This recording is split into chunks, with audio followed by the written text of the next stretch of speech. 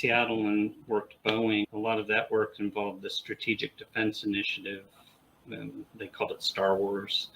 There were a lot of very geeky guys hitting on all those poor women, and a lot of them weren't into guys, and it was just a sad time. Yeah.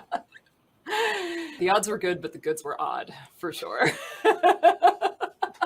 That's a good one. We brought this clipping from the newspaper. It said,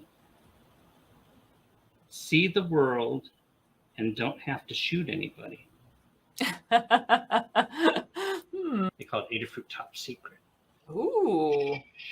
I think I know about Adafruit Top Secret. Yeah, it's a peek in the vault. These kids don't know how good they have it. One-axis accelerometer, ma. I know, right? And it was like literally 10 times as big. It was a revolution in smallness.